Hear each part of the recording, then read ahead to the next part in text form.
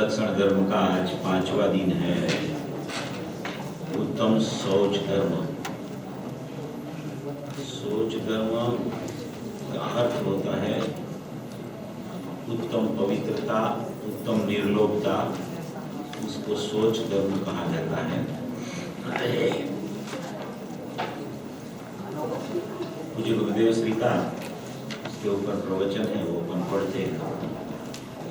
10 लक्षण पर्व का आज 5वां दिन है। आज उत्तम शौच धर्म का दिन है। उत्तम शौच माने यानी कि समय दर्शन पूर्वक की निर्लोभता और पवित्रता। ये 10 धर्म मुख्यपणे मुनि दशा में होते हैं। ये सब जो है वो चारित्र के भेद होते हैं, और चारित्र है वो सम्यक दर्शन पूर्वक होता है। तो ये मुनि दशा में ये 10 धर्म होते हैं। गृहस्थ धर्मी को भी गौण पड़े ये धर्म होते हैं। जो पर स्त्री और पर पदार्थों प्रत्ये निष्पृह है, सर्व प्राणियों प्रत्ये अहिंसक है, और दुर्भेद्य ऐसे अंतर के मेल को जिसने धो डाला है, ऐसा पवित्र हृदय है, वही उत्तम शौच धर्म है। उसके सिवा दूसरा कोई शौच धर्म नहीं है। शौच का मतलब पवित्रता। जिसको पवित्र आत्मा का भान नहीं है और देह को ही अपना मान रहा है, ऐसा अज्ञानी जीव शरीर को पवित्र रखना उसको शौच धर्म मानता है। अज्ञानी जीव उसके संयोग में जो शरीर है उसको पवित्र रखना, उसको ही शौच धर्म मानता है। आचार्य देव कहते हैं कि वो शौच धर्म नहीं है। शरीर को अपना मानना वो तो महान अशुचि है। जो आत्मा ने वेदनान रूपी जल से मिथ्या मान्यता रूपी अशुचि को धो डाला है, वही आत्मा शौच धर्म है।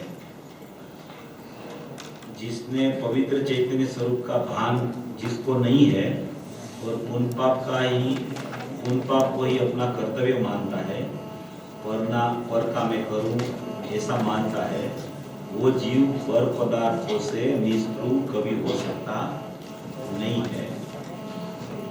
पुण्य पाप रूप विकार भावों की जिसको पकड़ है, उसका ज्ञान विकार से मलिन हो गया है। इसमें क्या बताना चाहते हैं कि जिसको शुभ अशुभ भाव की ही रुचि है, उसकी ही पकड़ है, उसमें ही धर्म मानता है, या तो उसमें धर्म मानता हूँ ऐसा विकल्प नहीं करता है, मगर फिर भी प्रवृत्ति उनकी वही चलती रहती है, तो उसी का मतलब यह है कि वो उसी में ही सचमुच में धर्म मानता है। स्वाध्याय, चिंतन, मनन ऐसा जिसको अंतर में नहीं चलता है, हालांकि वो भी विकल्प है, मगर फिर भी उसमें आत्मा की ऊर्ध्वता रख के जो भी क्रिया होती है, तो वो क्रिया आगे बढ़ के आत्मा का चिंतन, आत्मा का मनन, आत्मा की एकाग्रता करने का प्रयास जो जीव का चलता है, तो उसको मुख्यतः आत्मा की रहती है, शुद्ध आत्मा की रहती है, शुद्ध जीव की रहती है। उसको कोई बाह्य क्रिया की या बाह्य कोई भावों की मुख्यता नहीं रहती है, तो वो जीव को आगे बढ़ के सम्यक दर्शन की प्राप्ति होने का अवकाश है। हालांकि वो विकल्प से, शुद्धात्मा का विकल्प करने से शुद्धात्मा हाथ में नहीं आता, मगर पूर्व भूमिका में उसको ऐसा विकल्प आता ही है। पूर्व भूमिका में ऐसा विकल्प नहीं हो और उसको आत्मदर्शन हो जाए, ऐसा भी नहीं होता। इसलिए एकांत से जिसको उन पाप रूपी भावों की पकड़ है, विकार की पकड़ है, उसका तो ज्ञान विकार से मलिन हो गया है। पर का ही मैं करूं ऐसा जो मानता है, उसका ज्ञान मिथ्यात्व रूप मेल से मलिन हो गया है। पर की मुझे मदद है, निमित्त के आश्रय से धर्म होता है, ऐसी जिसकी मान्यता है, वो जीव पर पदार्थों में आसक्त है। उस जीव पर में आसक्त है जो जीव, वो जीव महान असुचि से भरा हुआ है। जिसको पुण्य में और उसके फल में सुख जिसने माना है, वो खरेखर निस्पृह नहीं है। जो पुण्य में आसक्त है, वो जीव को उसके फल में भी आसक्ति है। उस जीव स्त्री आदि पदार्थों प्रति निस्पृह नहीं, और उसे सोच धर्म होता नहीं। सोच धर्म यानी पवित्रता और निर्लोभता, जो अपवित्रता चल रही है और लोभ कसाई चल रहा है, उसका निरोध होके पवित्रता और निर्लोभता प्रकट होवे, उसको सोच धर्म कहा जाता है। ये सोच धर्म की व्याख्या हमने करी। अभी ये द्रव्य दृष्टि जिनेश्वर में से अपन जो बोल लेना है उसको निकालते हैं। आप इसको पढ़ते हो और आपको ऐसा लगे कि ये बोल लेना है, तो भी मेरे को बोल देना, अपन वो बोल ले लेंगे, उसमें कोई प्रॉब्लम नहीं है। नहीं तो मेरा जो भाव चलता है वो बोल निकाल के आपके सामने रखता हूँ। अपनी जो एक चर्चा चल रही थी ना, वो 49 गाथा वाली, उसका एक बहुत अच्छा बोल इसमें है, 119 नंबर का, 119 नंबर का बोल है। 119 नंबर का बोल निकालिए, पेज नंबर 24 पर है, नीचे से शुरू होता है।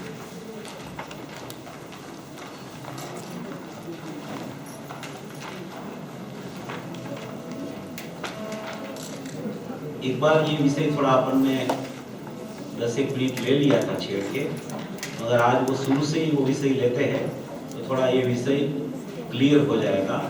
उसमें अपन समय सार की 49 गाथा का तीसरा बोल को भी साथ में ज्वाइन कर लेंगे। तो ये एक जो बहुत अच्छा विषय है और गंभीर विषय भी है। ज्ञान प्रधान कथन से ये सब बोल है, दृष्टि प्रधान कथन में कोई ऐसा भेद उसमें नहीं होता है। जैसे ज्ञान करने के लिए, ज्ञान में समझ करने के लिए, और वो समझ भी दृष्टि को बल देने वाला होता है। ज्ञान हमेशा ऐसा होता है कि वो दृष्टि को ऊर्ध्व करता है, उसे ज्ञान बोला जाता है। ज्ञान का स्वभाव ऐसा होता है कि ज्ञान में कोई भूमिका निर्णय की आती है जीव की, तो वो निर्णय की भूमिका उसकी आगे बढ़ते बढ़ते बढ़ते जब निर्णय की भूमिका आगे बढ़ने लगती है, तो सहज में ही उसका मिथ्यात्व का रस जो है वो गलता है। माने कि जो तीव्र मिथ्यात्व होता है, उसमें से मंद मिथ्यात्व की तरफ उसका श्रद्धान जाता है। इसलिए जैसे जैसे ज्ञान की समझ जीव की बढ़ जाती है, ज्ञान में एक निर्णयात्मक भूमिका आने का काल पक जाता है, तब उसका श्रद्धा में मिथ्यात्व की जो गांठ बंधी हुई है वो गांठ ढीली पड़ने लगती है। हालांकि मिथ्यात्व जाता है एक ही समय में, कोई उसमें ऐसा नहीं होता है थोड़ा मिथ्यात्व आज चला जाए, थोड़ा फिर जाए, थोड़ा बाद में जाए, थोड़ा बाद में जाए। मिथ्यात्व पूर्व पर्याय में मिथ्यात्व होता है और वर्तमान पर्याय में सम्यक दर्शन हो सकता है। माने कि मिथ्यात्व जाता है एक ही समय में, और जब तक रहता है तब तक वो मिथ्यात्व ही उसको बोला जाता है। उसमें कोई मिथ्यात्व में परसेंटेज वाली बात नहीं होती, मगर ज्ञान की जब उसकी व्यवस्था उसको पता चलने लगती है, ज्ञान में कोई भूमिका ऐसी आ जाती है, ज्ञान में कोई यथार्थता उसकी आने लगती है, तो उस समय जो श्रद्धा में मिथ्यात्व की तीव्रता चलती थी वो तीव्रता आहिस्ता आहिस्ता मंद होने लगती है, वो गलने लगती है, बाद में वो टलती है।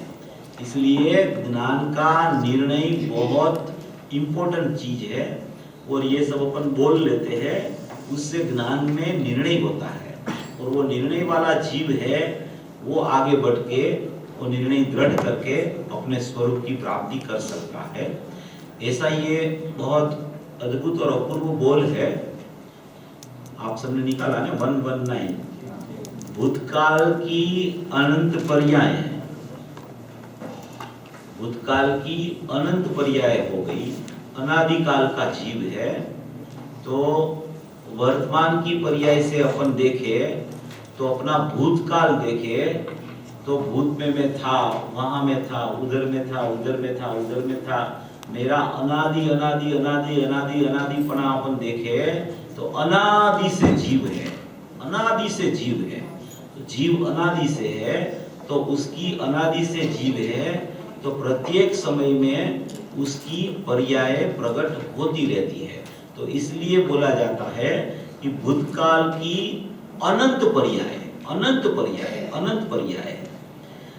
जैसे भूतकाल की अनंत पर्याय से भी वर्तमान की पर्याय के सम्यक दर्शन के बाद में भी अपन देखे तो भविष्य की भूतकाल की पर्यायों से भी भविष्य की पर्याय अनंत अनंत अनंत अनंत अनंत अनंत गुणी है, क्योंकि उसका कोई अंत नहीं है। इसलिए भविष्य की पर्याय भी अनंत अनंत अनंत है और भूतकाल की पर्याय भी अनंत है। अनंत पर्याय तथा भविष्य की अनंत पर्याय जो कि हो चुकी है और जो अभी हुई नहीं है। भूतकाल की अनंत पर्याय जो कि हो चुकी है और भविष्य की अनंत पर्याय जो अभी हुई नहीं है। भविष्य की है वो तो अभी हुई नहीं है, वो तो पारिणामिक भाव में शक्ति रूप योग्यता से पड़ी हुई है। भूतकाल की पर्याय जो हो चुकी है माने कि वो प्रकट हुई, एक समय में क्रिया की और दूसरे समय व्यय होके फिर पारिणामिक भाव रूप हो गई। तो भूतकाल की जितनी पर्याय हो चुकी है वो तो उसकी व्यक्तता भी हो गई है और व्यक्त होके फिर वो उत्पाद व्यय होके पारिणामिक भाव रूप हो गया है। अभी भविष्य की पर्याय है, अपनी वर्तमान पर्याय से देखे तो ये भूतकाल की अनंत पर्याय प्रकट होके व्यय होके अंदर फिर चली गई है। और भविष्य की पर्याय अपनी देखे तो भविष्य की पर्याय अपने पारिणामिक भाव यानी कि त्रिकाली द्रव्य में, त्रिकाली द्रव्य है ना वो वस्तु है और उसका भाव है ना उसको पारिणामिक भाव बोला जाता है। जैसे कि ज्ञायक है तो उसका भाव कौन सा, तो उसका ज्ञान भाव है। ज्ञान भाव का नाम दूसरा क्या है, तो फिर पारिणामिक भाव है। तो उसको पारिणामिक भाव क्यों बोला, क्योंकि चार भाव जो है औदैहिक, औपसमिक, सौपसमिक और साहिक, वो चार भाव है वो पर्याय के भाव है, पर्याय रूप भाव है। और पारिणामिक भाव है परम पारिणामिक भाव जिसे बोलते हैं, वो द्रव्य रूप भाव है। तो परम पारिणामिक भाव का अर्थ होता है कि निरपेक्ष भाव, और ये चार भाव का अर्थ होता है सापेक्ष भाव। क्योंकि उसमें कोई न कोई कर्म के उदय, अनुदय या अभाव की सापेक्षता से उसको औदयिक, औपसमिक, सयोपसमिक और सायिक भाव, पर्याय भाव को कहा जाता है। इसलिए वो सापेक्ष है। और परम पारिणामिक भाव है, वो वाचक है, उसका वाच्य है कि वो निरपेक्ष है। उसको किसी की कर्म की अपेक्षा, कोई पर्याय की अपेक्षा, ऐसी अपेक्षा परम पारिणामिक भाव को लागू पड़ती नहीं है। इसलिए वो निष्क्रिय शुद्ध पारिणामिक है।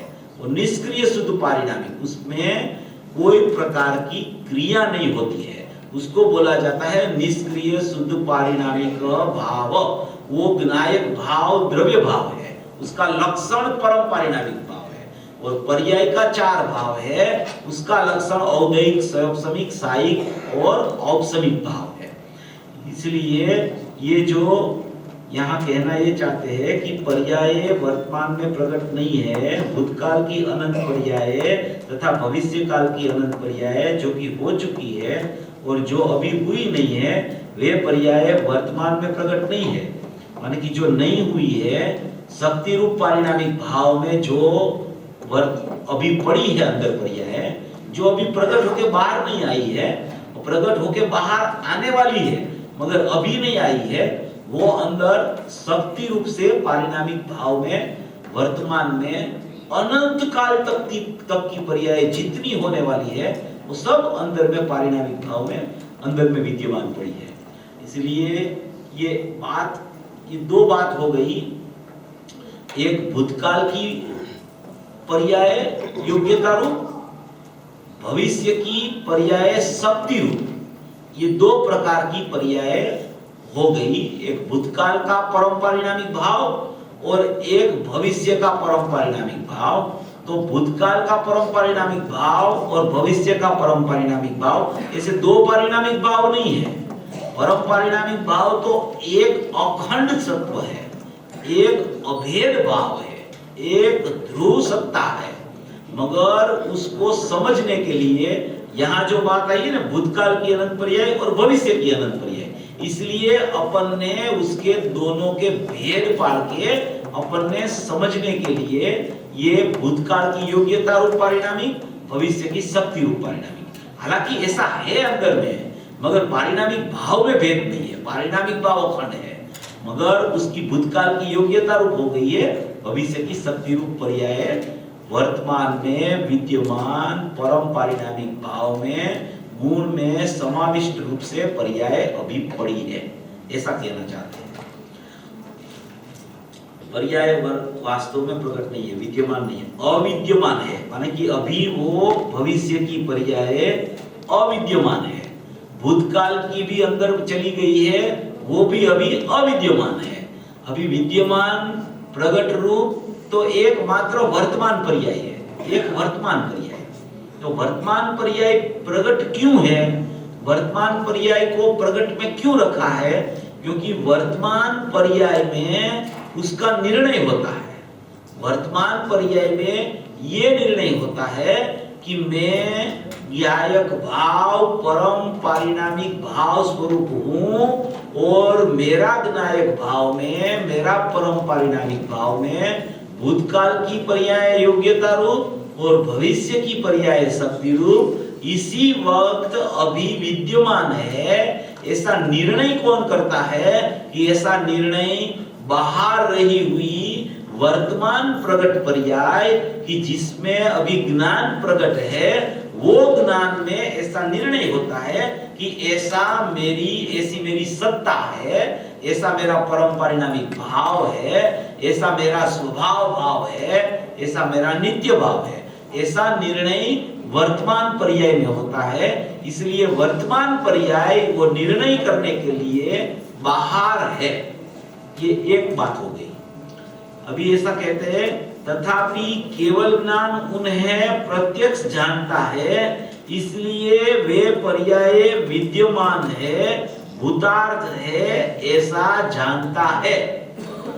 अभी ऐसा पहले कहा कि वो पर्याय भूतकाल की पर्याय, भविष्य काल की पर्याय अभी अविद्यमान है।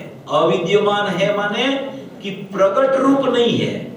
पारिणामिक भाव में पड़ी है, मगर है अविद्यमान, क्योंकि अभी वो दिखती नहीं है। और अविद्यमान है, दिखती नहीं है, क्यों ऐसा है? क्योंकि वो अभी पर्याय रूप नहीं है, वो अभी गुण रूप है, वो अभी गुण में समाविष्ट है, तो वो अभी गुण रूप है, इसलिए वो अविद्यमान है, इसलिए वो अभी दिखती नहीं है। इसलिए एक पर्याय ही प्रकट है वर्तमान, उसका निर्णय करने वाली, उसी का ही ख्याल आता है। और केवली भगवान के ज्ञान में, केवल ज्ञान में तीन काल तीन लोक का स्वरूप उसकी वर्तमान पर्याय में प्रत्यक्ष प्रतिभासित तो होता है।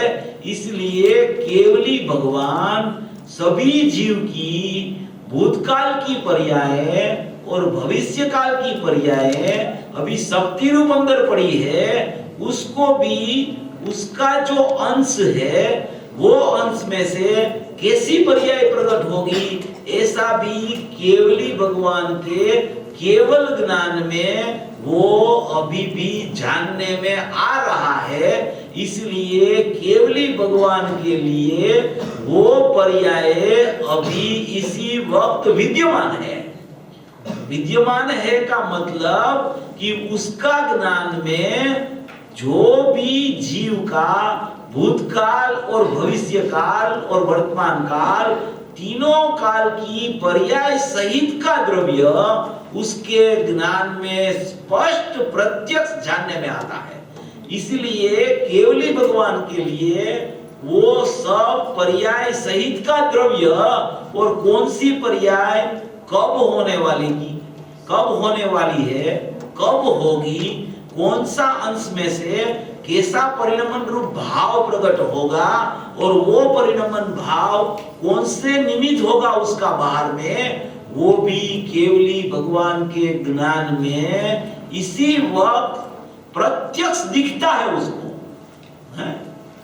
अभी जो विद्यमान नहीं है वो भी उसको प्रत्यक्ष वक्त विद्यमान रूप दिखती है। जैसे कि वो पर्याय प्रकट रूप नहीं हो ऐसे दिखती है उसको, प्रकट रूप हो गई हो ऐसे दिखती है उसको, हालांकि प्रकट हुई नहीं है, मगर उसको स्वभाव को देख के उसकी पर्याय का इतना केवल ज्ञान की ज्ञान पर्याय का सामर्थ्य है, उसकी केवल ज्ञान की एक ज्ञान पर्याय का सामर्थ्य इतना है कि तीन काल तीन लोक में जितने द्रव्य है, जितने पदार्थ है, जितने जीव है, उसकी तीनों काल की पर्याय को वो प्रत्यक्ष जानते हैं। प्रत्यक्ष वक्त नहीं, प्रत्यक्ष जानते हैं। जैसे अपन इंद्रिय ज्ञान से ऐसे सब प्रत्यक्ष जानते हैं, ऐसे केवली भगवान केवल ज्ञान से सब प्रत्यक्ष जानते हैं। ऐसा केवली का ज्ञान है, इसीलिए तो अपन केवली भगवान की पूजा करते हैं, इसीलिए तो अपन उसको वंदन करते हैं, इसीलिए तो अपने वो हितोपदेशी है, परोपकारी है। इसीलिए तीर्थंकर भगवान, केवली भगवान, उनकी एक सर्वज्ञत्व पर्याय की कितनी कीमत है कि एक समय की एक पर्याय में सभी उसको प्रत्यक्ष दिखता है। ऐसा इसमें कहना चाहते हैं कि अभी विद्यमान पर्याय नहीं है, अविद्यमान रूप है, वो भी उसको विद्यमान रूप से दिख जाती है, उसको जैसी पर्याय होने वाली है वैसी उसको दिख जाती है, ऐसा इस पे कहना चाहते हैं। तथापि केवल ज्ञान उसे प्रत्यक्ष जानता है, इसलिए वे पर्याय विद्यमान है, भूतार्थ है, ऐसा जानता है। भूत भविष्य की पर्याय अविद्यमान होने पर भी ज्ञान में प्रत्यक्ष ज्ञात होने से ज्ञान में वो विद्यमान ही है। उसको क्या होता है कि उसको प्रत्यक्ष ज्ञात होता है, प्रत्यक्ष जानना होता है, इसलिए उसमें वो पर्याय विद्यमान है। और सामने वाले जीव की पर्याय वो प्रकट नहीं हुई है, अविद्यमान है, वो भी पारिणामिक भाव में रहती है। इसलिए जो जीव की पर्याय अंदर पारिणामिक भाव रूप है, उस जीव का ज्ञान में ऐसी प्रत्यक्ष भाषित नहीं होती, क्योंकि उसको केवली जैसा केवल ज्ञान नहीं है, मात्र उसको सामान्य ज्ञान है, मात्र उसको क्षयोपशम ज्ञान है। इसलिए विकल्पात्मक जब तक ज्ञान रहता है तब तक ऐसा प्रत्यक्ष जानना जीव को नहीं होता। मगर सामने वाले जीव की पर्याय में भी, सामने वाला कोई भी जीव है केवली के सामने, वो जीव की भी पर्याय तो भूत और भविष्य की, जो भूत की हो गई, भविष्य की होने वाली है, वो अंदर शक्ति रूप गुण में विद्यमान है। मगर वो पर्याय का अंश प्रकट होगा तब क्या, कौन सी पर्याय का अंश में क्या प्रकट होगा, उसमें राग द्वेष मोह होगा कि सम्यक दर्शन ज्ञान चारित्र होगा, वो जीव को पता नहीं है। केवली भगवान को पता है कि इसका इतने नंबर का अंश जो बाहर आएगा, ये पर्याय जो बाहर आएगी, ये गति में ये पर्याय बाहर आएगी, तब उसको सम्यक दर्शन होने वाला है, क्योंकि उसका केवल ज्ञान सब जानता है। इसलिए भूत भविष्य की पर्याय अविद्यमान होने पर भी ज्ञान में प्रत्यक्ष ज्ञात होने से ज्ञान में विद्यमान ही है, भूतार्थ ही है, ऐसा जानता है। यह ज्ञान की दिव्यता है। ज्ञान की दिव्यता उसकी ऐसी है कि वो अभी प्रकट रूप नहीं होने पर भी उसको विद्यमान प्रत्यक्ष जानते हैं। यह ज्ञान स्वभाव की अचिंत्यता है। जो पर्याय विद्यमान नहीं है तथापि ज्ञान उन्हें विद्यमान रूप से जानता है, तब चैतन्य महाप्रभु तो विद्यमान ही है। वो विद्यमान नहीं है उसको भी जानता है, तो तेरे पास तो चैतन्य महाप्रभु विद्यमान है, तू उसको जानने लगेगा तो तेरा ज्ञान भी केवली की तरह पूरा तेरा अंदर पारिणामिक भाव है, उसको जानने के लिए सक्षम हो जाएगा। तो तुझे भी ऐसा केवल ज्ञान की प्रकटता होगी अपने त्रिकाली द्रव्यों को जानेगा तो भूत भविष्य की सभी पर्यायों का ज्ञान तुझे भी हो जाएगा, ऐसा कहना चाहते हैं। इसके बाद में इसका और भी अर्थ है ना, वो इसमें 49 गाथा में मैं अभी निकालता हूं उसको। तब चैतन्य महाप्रभु तो विद्यमान ही है, भूतार्थ ही है, उससे ज्ञान विद्यमान रूप से क्यों नहीं जानेगा?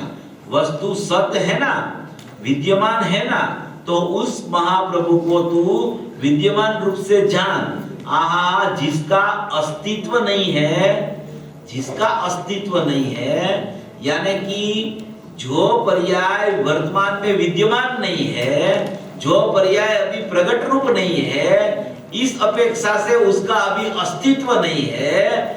जो जिसका अस्तित्व नहीं है उसका अस्तित्व जाने, तो पूर्णानंद का नाथ प्रभु वर्तमान विद्यमान ही है, मौजूद ही है, उसे तू जानना भाई। जो विद्यमान नहीं है, जिसका अस्तित्व नहीं है, उसको भी जान लेते हैं, तो तेरे पास तो तेरा प्रभु विद्यमान है, तो तू उसको जान ले, ऐसा कहते हैं। भाई अपनी दृष्टि के आलस में विद्यमान प्रभु को देखना रह गया, जिसमें ज्ञान आनंद आदि गुणों की अनंतता का अंत नहीं है, ऐसा सच्चिदानंद प्रभु विद्यमान ही है, उसे तू जान ले। अभी ये बोल अपन लेते हैं ना, ये जो 119वां, उसमें जो विनायक प्रभु को जानने की चर्चा है, और वो विनायक परमात्मा में अंदर विद्यमान भूत भविष्य की पर्याय कैसे पड़ी है उसकी चर्चा है। तो विनायक प्रभु तो अस्तित्व रूप है, त्रिकालता से भरा हुआ है, एक रूप में अखंड है, वो तो ऐसा न ऐसा अंदर विद्यमान है, उसकी स्थिरता कायम बनी रहती है। तो वो विनायक प्रभु की एक चर्चा इसमें आई है कि उसको तो देख ले, जो अभी विद्यमान नहीं है उसको भी ज्ञान में भाषित हो जाता है, तो प्रभु तो विद्यमान है, तो उसको तो क्यों नहीं देखता, ये एक चर्चा है। और दूसरी चर्चा भूत भावी की पर्यायों की है। वो भूत भावी की पर्यायों की चर्चा 49 गाथा में है, वो मैं आपको थोड़ा पढ़ के सुनाता हूँ। उसमें बहुत मुझे गुरुदेव श्री ने स्पष्टीकरण किया है। तो अपने को ये समझ के अपने को क्या निर्णय करना है कि अभी सभी पर्याय अंदर विद्यमान ही है, और वो पर्याय उसके स्वकाल में प्रकट होने वाली है, जैसी होने वाली ऐसी ही होने वाली है। तो उसमें अपने को पुरुषार्थ क्या करना कि अपने स्वभाव को देखने का पुरुषार्थ करना। पर्याय तो जैसी प्रकट होने वाली ऐसी होने वाली है, उसमें अपन तो फेरफार कर सकते नहीं है। और वो पर्याय तो अंदर में विद्यमान पड़ी है, कोई बाहर से तो आती नहीं पर्याय।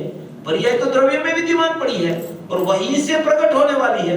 और प्रकट होगी तब उसकी जैसी योग्यता होगी, उसके जैसे सत्कारक होंगे, उसकी जैसी लायकात होगी, ऐसी ही पर्याय में प्रकटता शुद्धता की अशुद्धता रूप होने वाली है। और अनादि काल से अनंत काल की पर्याय सब निश्चित अंदर में पड़ी है, उसमें कोई फेरफार होने की शक्यता ही नहीं है। कोई जीव है ना, अभी कोई भी जीव तीर्थंकर के समोसरण में यहां से चला जाए और उसकी पर्याय की योग्यता वहां भी सम्यकत्व पाने की न हो, तो वो कितना काल तक स्वर्ग में रहे न, तो भी वहां उसको तीर्थंकर की सभा में उसका काल जब तक नहीं पकता तब तक निमित्त कुछ कर सकता नहीं है। और जब उसका काल पकेगा तभी सामने वो निमित्त नहीं होगा, तो भी उसका काल पकेगा तब उसकी योग्यता से उसको सम्यक की प्राप्ति होगी होगी न होगी। ऐसा अंदर में निश्चित रूप से पर्याय पड़ी है। वो पर्याय पारिणामिक भाव में पड़ी है, भूतकाल की व्यय होकर अंदर चली गई है, भविष्य काल की शक्ति रूप अभी विद्यमान है, सभी जीव की अनंत काल तक की पर्याय अंदर में विद्यमान है। कि बाहर से कुछ लेना देना है ही नहीं पर्यायों को, द्रव्य को तो होता ही नहीं लेना देना, क्योंकि उसमें तो लेने देने का ही अभाव है। मगर सापेक्ष पर्याय हैं, कर्म का अनुदय अभाव और उदय की अपेक्षा जो पर्याय को लगती है, वो पर्याय में भी पर से कुछ नहीं होता। जैसी पर्याय प्रकट होने वाली ऐसी होती है, और उसमें जैसी पर्याय की योग्यता के अनुरूप हुई तो सामने का पदार्थ जैसा हो उसको निमित्त नाम दिया जाता है। जैसे अभी अपन ने वो घड़ा का और कुमार का दृष्टांत लिया था ना, इस तरह। इसलिए इसमें ये कहना चाहते हैं, इसलिए अपने को समझना ये है कि पर्याय सब क्रमबद्ध है। पर्याय क्रमबद्ध बैठेगी, जिसको पर्याय अंदर ही है वो बैठ जाएगी, उसकी दृष्टि अकर्ता स्वभाव पर चली जाएगी, उसकी होनहार उसको जिसको ख्याल में आ जाएगी, योग्यता ख्याल में आ जाएगी, वो जीव कभी उसको फिराने का प्रयत्न नहीं करेगा, क्योंकि वो अंदर है, वो ही बाहर आ रहा है, वो बाहर अंदर से ही आ रहा है, बाहर से कुछ होता ही नहीं है, ऐसा उसको विश्वास आ जाएगा। देखो इसमें लिखा है, मुझे गुरुदेव श्री का प्रवचन में से मैं 2-3 पैराग्राफ पढ़ के सुनाता हूँ। इसमें गुजराती में है, मैं हिंदी करके बोलता हूँ। अब यहाँ तीसरे बोल में चित सामान्य में बहुत अलौकिक बात है। ज्ञायक भाव चित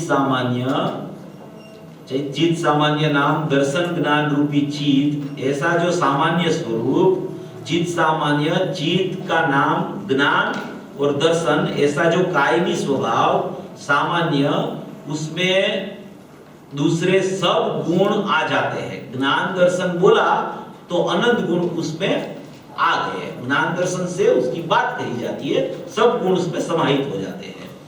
मैं कौन हूं ऐसा निर्णय सम्यक दर्शन की पर्याय अथवा ज्ञान की पर्याय ऐसा निर्णय करती है कि मैं कौन हूं।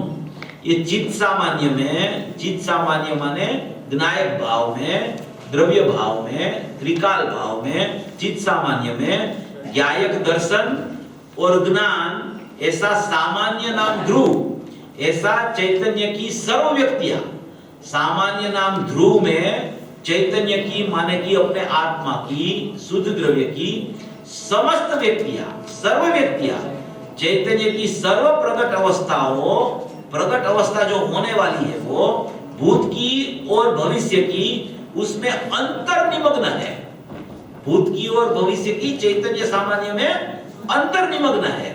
એટલે કે अंतर्मग्न है, उसका मतलब है कि वो गुण रूप है, वो पर्याय रूप नहीं है। वहां अंतर में कोई पर्याय नहीं है, अंतर में गुण है, वो गुण में पर्याय का सत्व विद्यमान है। आत्मा सत्य है, उसके गुण सत्य है, तो वो गुण में अनंत पर्याय प्रकट होने का सत्व पड़ा है। जैसे अपन ने दृष्टि पहले भी समझने की कोशिश की थी कि एक गुण है, गुण, तो वो गुण में अनंत अंश है, कितने अंश है एक गुण में? अनंत अंश है। तो वो अनंत अंश है, वो सभी अंश की एक एक पर्याय प्रकट होती है। गुण है वो क्या है कि जैसे गुणी है वो अनंत गुणात्मक गुणी है, और जो गुण है वो अनंत अंश मिला के एक गुण है।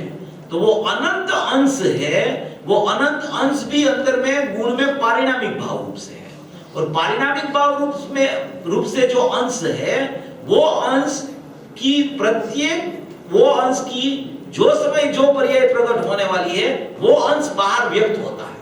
जैसे अपन ज्ञान गुण लेवे तो ज्ञान गुण की समझ लो कि 100 अंश है, दृष्टांत से समझते हैं 100 अंश है।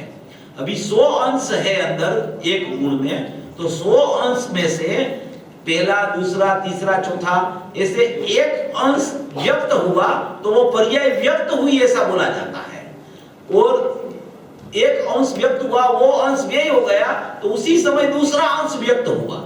ऐसे अंश में से व्यक्ति होती है, अंदर में शक्ति है, वो शक्ति की व्यक्ति होती है, और व्यक्ति को बोला जाता है पर्याय, शक्ति को बोला जाता है गुण। तो ये गुण में अनंत अंश है, वो अनंत अंश है, वो एक एक अंश अपने स्वकाल में अपनी योग्यता से वो बाहर आता है, और बाहर आता है जब वो अंश प्रकट होता है तब उसको व्यक्त बोला जाता है, और व्यक्त का नाम पर्याय तब पड़ता है, तब तक वो गुण है। व्यक्त होता है जब प्रकट होता है, शक्ति की व्यक्ति होती है, तब उसका नाम पर्याय बोला जाता है। देखो थोड़ा सूक्ष्म लगे तो समझने का प्रयत्न करना, ये बात बहुत समझने जैसी है। अगर ये समझ में आ जाएगी ना तो क्या होगा कि अपना ध्रुव चैतन्य सामान्य में ही सब पड़ा हुआ है, कहीं बाहर कुछ नहीं है ऐसा उसको ख्याल में आ जाएगा। इसलिए अपन ये बोल की चर्चा लेते हैं। तो इसमें कहा कि भूत और भविष्य की पर्याय सब अंतर्मग्न है, इसलिए अंतर्मग्न है इसका मतलब है कि वो गुण रूप है। पूर्व में और बाद में मतिश्रुत नाम की पर्याय प्रकट होगी। वर्तमान वो ऐसा कहती है कि वर्तमान बाह्य वो ऐसा कहते हैं कि भूतकाल की मेरी मतिश्रुत नाम की पर्याय, और भविष्य में भी मतिश्रुत की पर्याय या केवल नाम की पर्याय जो होने वाली है वो मैं आत्मा कौन हूं ऐसा वो वर्तमान पर्याय नक्की करती है कि आत्मा में वो पर्याय कैसे रही हुई है। वो देखो भूतकाल में मतिश्रुत की पर्याय अपनी योग्यता रूप होकर चली गई, अभी भविष्य में भी मतिश्रुत ऐसी होने वाली है, और उसके बाद में मतिश्रुत के बाद में जब केवल ज्ञान का काल आएगा तो वो केवल ज्ञान की पर्याय होगी। तो अभी से भविष्य में जितनी पर्याय होने वाली है मतिश्रुत की और केवल ज्ञान की, वो भी अंदर में पारिणामिक भाव में वर्तमान में विद्यमान पड़ी है। भवि जीव को मतिश्रुत और केवल ज्ञान की अंदर पड़ी है पर्याय। अपने यहाँ तो सब भवि जीवी होते हैं, कोई अभवी तो होता नहीं, इसलिए इसमें ऐसा कहना चाहते हैं। आपको समझ में आता है ना सब, तो मैं ज्यादा उसमें चैतन्य जो सामान्य है वो काय भी चीज है, उसमें एक यहाँ तो मतिश्रुत ज्ञान की पर्याय ज्ञान की ली, ऐसे श्रद्धा की, ऐसे चारित्र की, ऐसे ये सब पर्याय वर्तमान के अलावा, सब पर्याय वर्तमान के अलावा, क्योंकि वर्तमान की तो प्रकट है, भूत भविष्य के अंदर गुण रूप है। वर्तमान के अलावा क्योंकि वर्तमान पर्याय तो निर्णय करती है कि ये मैं हूं, वर्तमान पर्याय क्या करती है, इसका निर्णय करती है कि ये मैं हूं, ध्रुव में हूं, परम पारिणामिक भाव में हूं, नायक भाव में हूं, शुद्ध चैतन्य तत्व में हूं, ऐसा निर्णय वर्तमान पर्याय करती है। भूतकाल की पर्याय नहीं करती है, अंदर पड़ी है वो। भविष्य की पर्याय अंदर गुण रूप पड़ी है, वो निर्णय नहीं करती है, निर्णय पर्याय करती है हमेशा। और पर्याय एक समय में एक गुण की एक ही पर्याय प्रकट रूप होती है, एक समय में एक गुण की एक ही पर्याय प्रकट होती है। श्रद्धा गुण की एक पर्याय प्रकट है, ज्ञान गुण की एक पर्याय प्रकट है, चारित्र की एक पर्याय, ऐसे अनंत गुण की अनंत पर्याय प्रकट है, मगर एक गुण की एक पर्याय प्रकट है। वो एक गुण की पर्याय जो है वो ऐसा निर्णय करती है कि मैं ज्ञायक भाव हूं, ऐसा निर्णय करने के लिए वो बाहर है। मेरा स्वरूप सामान्य जो है उसमें सभी अवस्था निमग्न है, अवस्था रूप से अवस्था अंदर नहीं है। ये गुरुदेव का ही मैं पढ़ रहा हूं, आपको पढ़ना हो ना तो 49 का पढ़ लेना, तीसरा बोल। अवस्था रूप से अवस्था अंदर नहीं है। भाई क्या कहा, मति श्रुत नाम की मेरी पर्याय हो गई, वो तो क्षयोपशम भाव की थी और थोड़ा काल तक और होने वाली है, वो भी क्षयोपशम की होगी और बाद में क्षयिक की हो जाएगी। मगर मेरा भगवान ये भूत और भविष्य की पर्याय अंदर निमग्न, इसका मतलब कि पारिणामिक भाव से है। मेरा भगवान में देखो अभी क्षयोपशम भाव की पर्याय है मति श्रुत, भविष्य में भी अमुक पर्याय तो क्षयोपशम भाव की होगी और क्षयोपशम भाव के बाद में जीव को क्षयिक पर्याय होती है। सबसे पहले जो पर्याय होती है श्रद्धा की पर्याय से अपन लेवे तो औपसमिक भाव होता है। उसके बाद में उस समय भी ज्ञान की पर्याय तो क्षयोपशम भाव रूप होती है। तो ज्ञान में क्षयोपशम और क्षयिक दो भाव रहते हैं, ज्ञान में उपशम नहीं होता कभी। तो ज्ञान की क्षयोपशम भाव की जो पर्याय है और बाद में कौन सी होगी, क्षयिक की पर्याय होगी। तो जितनी क्षयोपशम भाव की होने वाली है वो होगी, बाद में क्षयिक की होगी। वो पर्याय भी अभी अंदर में निमग्न पारिणामिक भाव रूप से पड़ी है। तो फिर श्रोता प्रश्न करते हैं कि पारिणामिक भाव में है, उसका मतलब क्या है, ऐसा प्रश्न पूछा है गुरुदेव को श्रोता ने कि पारिणामिक भाव है तो उसका मतलब क्या। पारिणामिक भाव प्रगट पर्याय का जो भाव था वो भाव अंदर में अभी नहीं है। प्रगट पर्याय में कौन सा भाव था, क्षयोपशम भाव था, तो वो भाव अभी अंदर में नहीं है। अंदर में पर्याय चली जाती है तो वो क्षयोपशम भाव लेके नहीं जाती है। अब जो त्रिकाली ध्रुव स्वभाव है उसमें सामान्य स्वभाव उसका हो गया, वो क्षयोपशम भाव का व्यय हो गया और वो व्यय होके पर्याय अंदर चली गई। तो अभी वो गुण तो पारिणामिक भाव रूप है, तो वो गुण में मिल गई तो उसका नाम अभी क्षयोपशम नहीं रहा, क्योंकि वो पर्याय ही नहीं रही। क्षयोपशम भाव पर्याय में रहता है और गुण तो पारिणामिक भाव रूप है, इसलिए वो पर्याय व्यय होके गुण रूप हो गई तो उसका भाव भी पारिणामिक भाव हो गया। तो पारिणामिक भाव हो गई।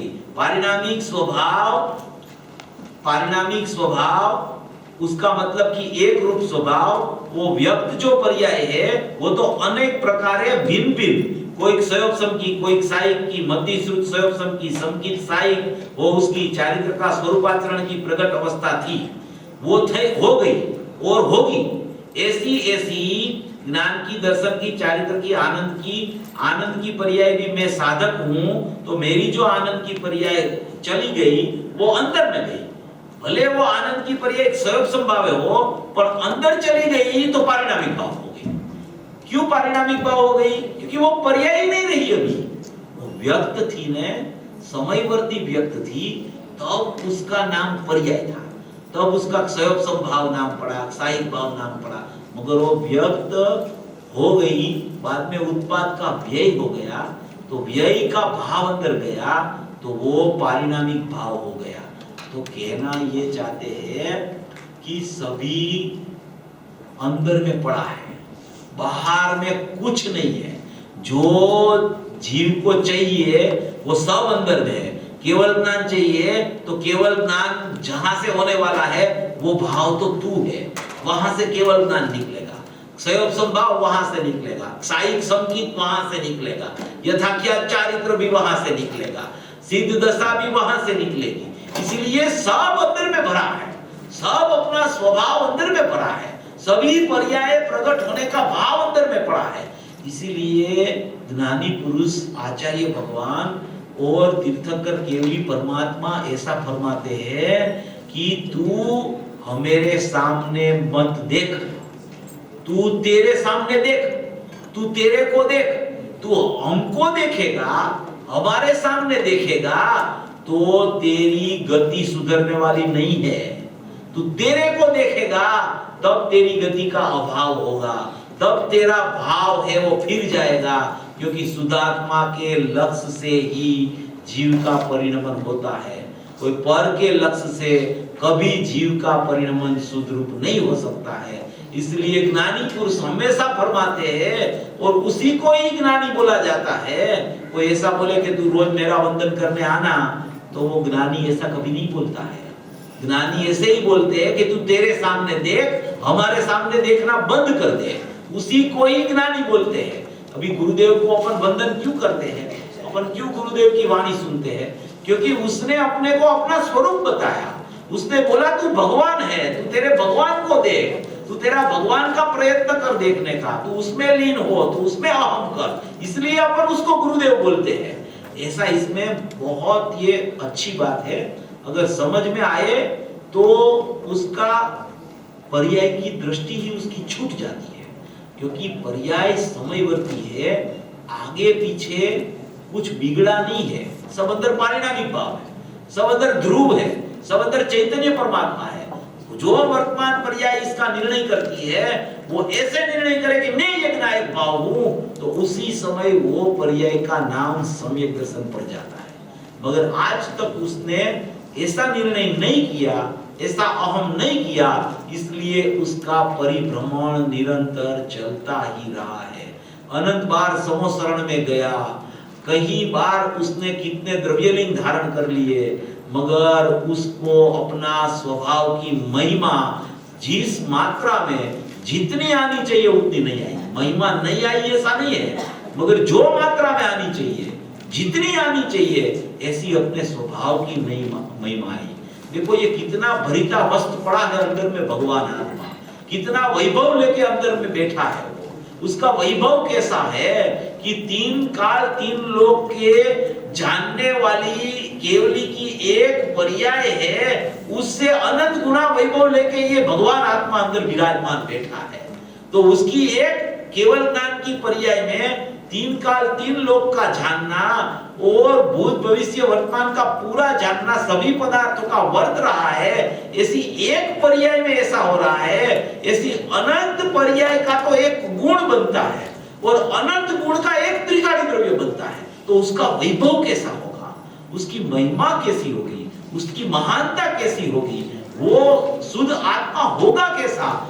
ऐसा भी जीव कुतूहल करे कि मैं मेरे स्वभाव को पहचानने के लिए तत्पर हो जाऊं, तो भी उसकी महिमा में उसकी ऐसी पर्याय प्रकट होने का स्वकाल आ जाए कि वो उसके अहम में चला जाए। ऐसी ये त्रिकाली द्रव्य की महिमा है, ऐसा अपना स्वभाव है, ऐसी अनादि अनंतता अपने पास अंदर में पड़ी है। बाहर से कुछ लेना नहीं किसी को, क्योंकि हमेशा जीव क्या है, अपने में है ना अधूरा सी देखता है, अपने में ओछप देखता है, इसलिए दूसरे का सहारा से ही काम करने का विचार होता है उसका। कहीं न कहीं उसको निमित्त अधीन दृष्टि छूटती नहीं है, निमित्त पर दृष्टि चली ही जाती है कि ये निमित्त से कुछ होगा, ये निमित्त से कुछ होगा, ये निमित्त से कुछ होगा, ये निमित्त के पास जाऊंगा तो कुछ न कुछ तो प्राप्ति हो जाएगी। उसी का नाम है निमित्ताधीन दृष्टि है। और जब तक निमित्त आधीन दृष्टि चलती है, तब तक उसको अपने उपादान की महिमा नहीं आती है कि अपना स्वरूप में ऐसी ऐसी निज निधियां भरी हुई है, उसकी महिमा उसको आती ही नहीं। और आती है तो थोड़ी थोड़ी आती है, कभी कभी आ जाती है, फिर वो चली जाती है महिमा। जब ऐसा कोई पर्व आता है, जब ऐसा कोई निरंतरता से सुनना होता है, जब ऐसी कोई पर्व में ऐसी कोई विशेषता हो जाती है, तो उसको क्या होता है कि थोड़े टाइम के लिए महिमा भी बहुत आ जाती है, मगर बाद में जो अपना रूटीन चालू हो जाता है, तो वो महिमा है ना, वो ढीली पड़ जाती है। उसका मतलब ही निमित्ताधीन दृष्टि है, उसका मतलब ही निमित्ताधीन दृष्टि है। क्योंकि जब तक सामने निमित्त होता है ना, तब तक उपादान में विचार की शक्ति खिलती है, और निमित्त जैसे दूर होता है तो उपादान है ना, वो निर्माल्यपना ग्रहण कर लेता है। इसका मतलब ये है कि निमित्त से कार्य होता है, वो बात अभी तक उसकी छूटी नहीं है। वो शब्द में बोलने में आता है कि निमित्त से कार्य नहीं होता है, निमित्त कुछ नहीं कर सकता है, मगर अंदर में उसके भाव से देखे, अंदर में वो विचार करे कि मेरा अभिप्राय में अंदर में अव्यक्तपणे क्या चलता है, वो विचार करे तो उसे पता चले कि मेरी अभी निमित्ताधीन दृष्टि छूटी ही नहीं है। मेरी अंदर मान्यता में तो ऐसा ही भरा है कि कहीं ना कहीं कोई ना कोई निमित्त से तो मेरा कार्य हो जाएगा, इसलिए उस निमित्त के पास जाओ, उस निमित्त के पास जाओ, उधर चला जाओ, उधर चलाओ, उधर से सुन लूं, उधर से सुन लूं। अरे ऐसा होना चाहिए कि एक बार सुने, बाद में दूसरी बार सुनने का भाव ही नहीं आना चाहिए, सीधा अपने में चला जाना चाहिए। एक बार सुन ले तो ऐसी उपादान की योग्यता जगनी चाहिए, ऐसी अंदर की महिमा आनी चाहिए कि मैं निमित्त के सामने क्यों देखूं, सब मेरे पास तो पड़ा है। वो निमित्त भी मुझे ऐसा ही बता रहा है कि सब तेरे पास है, बाहर कुछ नहीं है, निमित्त के पास कुछ नहीं है। अगर निमित्त कुछ तुझे दे दे या निमित्त से कुछ हो जाए तो वो निमित्त नहीं रहेगा, तो वो उपादान हो जाएगा, तो उसका नाम ही फिर जाएगा। जगत में सचमुच में कोई निमित्त है ही नहीं, पूरा जगत में कोई निमित्त ही नहीं है, सभी उपादान है अपने अपने।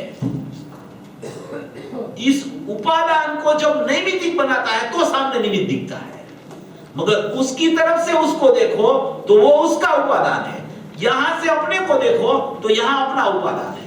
इसलिए सभी जगत में उपादान है, निमित्त कोई है ही नहीं। निमित्त अपन उसको बनाते हैं, वो निमित्त नहीं है। निमित्त को आप पूछो कि आप निमित्त हो तो वो बोलेगा कि मेरा नाम क्यों बिगाड़ते हो, मैं तो उपादान हूं, किसने मुझे निमित्त बनाया, मैं तो उपादान हूं। सब जगत में कोई निमित्त है ही नहीं, सब चीज उपादान से होती है, अपने अपने उपादान से अपना अपना कार्य प्रति समय चलता है। मगर जीव अपने उपादान का विश्वास न करके सामने वाले को निमित्त बनाता है तो यहाँ अज्ञान रूप नैमित्तिक भाव खड़ा हो जाता है। सचमुच में निमित्त है ही नहीं कोई, सब अपने अपने उपादान है, उपादान से ही कार्य होता है। दो प्रकार के उपादान सब जीव के पास वर्तमान में विद्यमान है, सब जीव के पास। एक त्रिकाली उपादान है और एक क्षणिक उपादान है। त्रिकाली उपादान अपने त्रिकाली द्रव्य का है और क्षणिक उपादान अपनी वर्तमान पर्याय का है। सब उपादान ही है सब जगह पे, निमित्त कोई है ही नहीं। निमित्त तो अज्ञानी उसको बनाता है, तब उसका नाम निमित्त पड़ता है। वो निमित्त कोई है नहीं, निमित्त कोई बनना भी नहीं चाहता। ज्ञानी को भी पूछो ना आप कि आप तो हमारे लिए उत्कृष्ट निमित्त हो, तो ज्ञानी ऐसा बोलते हैं कि तुम हमको जब तक निमित्त तक देखेगा तब तक तेरी उपादान की शक्ति खिलेगी ही नहीं। तू निमित्त देखना बंद कर दे हमको, तू तेरे उपादान से तेरे को देख और हमारा उपादान से हमको देखने दे, तू निमित्त तरीके नहीं देख। इसलिए ये निमित्ताधीन दृष्टि जो है ना, अनादि से चलती है जीव की, निमित्ताधीन दृष्टि, और निमित्त के लक्ष्य से ही तो विभाव रूप परिणमन चलता है। राग द्वेष मोह की जो पर्याय चलती है वो निमित्त से ही चलती है। इसलिए उसको दूर करना हो तो अपना उपादान में ही सब पड़ा है, उपादान की दृष्टि होगी तो सचमुच में क्षणिक उपादान में शुद्धता का स्वकार आ जाएगा। ऐसा ये त्रिकाली उपादान, क्षणिक उपादान और ये पर्याय में पारिणामिक भाव, भूतकाल की पर्याय की योग्यता, भविष्य की पर्याय की शक्ति रूप योग्यता, ये सब जो बातें हैं वो बहुत माने कि समझने लायक है। ये थोड़ा 1-2 मिनट का बात है, वो मूल बात है, वो कह के मैं आपको पूरा करता हूँ। ये भी सही।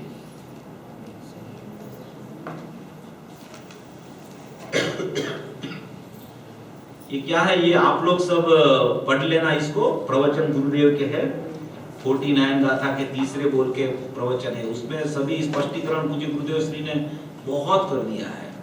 देखो ये बहुत महत्व की बात है, आप सुनना पड़ेगा। चित सामान्य में मेरा प्रभु जो सामान्य रूप है ध्रुव, वो ध्रुव में भूत और भविष्य की अनंती अनंती अनंती अनंती, एक समय की अनंती, ऐसी ऐसी अनंत समय की अनंती, भविष्य में भी एक समय की अनंती, ऐसी अनंत अनंत अनंता समय की अनंती। तो श्रोता कहते हैं कि अंदर में जानने के लायक जना के रही है, तो गुरुदेव बोलते हैं वो नहीं, वो जाने गुण जाने उसको, पर्याय तो उसको गुण तरीके जानते हैं। पर्याय वर्तमान है, वो अंदर में पर्याय है ऐसे नहीं जानता, वो पर्यायों को गुण तरीके जानता है। देखो अभी आया सर्वज्ञ के ज्ञान में आता है। सर्वज्ञ के ज्ञान में क्या आता है कि ये जीव का जो ये अंश है, वो इसमें परिणामी रूपे हुआ, और ये अंश है वो ऐसा प्रगटेगा, ये अंश है वो ऐसा प्रगटेगा, ये शक्ति है वो ऐसी व्यक्त होगी, वो सर्वज्ञ के ज्ञान में आ जाता है, ये भगवान के ज्ञान में होता है। मगर यहाँ तो गुण रूप है, भगवान केवली को पता है कि ये जीव का ये गुण की ये अंश की पर्याय कब उसको क्षायिक संकित होगा, कब उसको क्षायिक केवल ज्ञान होगा, वो भगवान के ज्ञान में है। जीव सामने वाले जीव को पता नहीं है, मगर जो अंश पड़ा है वो अंश केवली के ज्ञान में आता है, तो उसमें तो तीन काल तीन लोक का सब जानना हो जाता है। मगर पड़ा है सब अंदर में, बाहर से कुछ नहीं आता है, ये यहाँ सिद्ध करना है। इसलिए मुख्य कीमत परम पारिणामिक भाव रूप विनायक भाव की है, सभी उसमें भरा पड़ा है, बाहर कुछ नहीं है, वर्तमान पर्याय में भी कुछ नहीं है। वर्तमान पर्याय अपने को देखेगी तो ये सब दिख जाएगा। इसलिए ऐसा परम पारिणामिक भाव रूप अपना विनायक भाव है, उसको समझ के, उसको जान के, उसका निर्णय करके जब उस पर दृष्टि जाएगी तब उसका भव का अंत आएगा, और अनंत संसार का कारण मूल जो मिथ्यात्व है वो चला जाएगा, तब ही उसका सचमुच में संसार का अंत आएगा। तो ये सभी भवी जीव ऐसा अपना परम पारिणामिक भाव स्वभाव का निर्णय करके उसमें अहम करके अपना मोक्ष मार्ग प्रकट करें, ऐसी मंगल भाव।